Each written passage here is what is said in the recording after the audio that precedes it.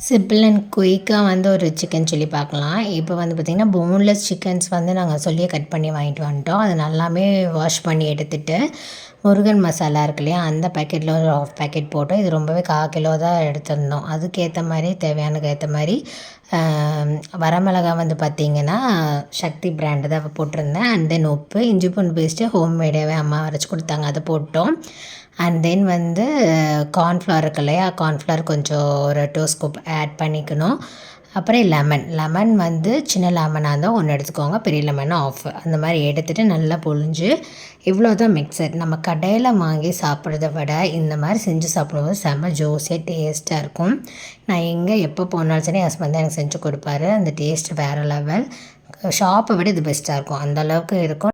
கண்டதெல்லாம் ஆட் பண்ணாமல் சும்மா நம்ம வீட்டில் இருக்கிற இன்க்ரீடியன்ட் மட்டும்தான். இது நார்மலாக எல்லாத்துக்கும் கிடைக்கிறது தான். பேசிக்கான இன்க்ரீடியன்ட் யூஸ் பண்ணி இந்த பொரிக்கிற இந்த சில்லி வந்து ரொம்ப ஜூஸியாக நல்லாயிருக்கும். பொரிச்சு எடுத்தோன்னே எவ்வளோ கலர்ஃபுல்லாக இருக்குது பார்த்தீங்களா. இது மஸ்ட் ட்ரை பண்ணி பாருங்கள். நெக்ஸ்ட் வீடியோவில்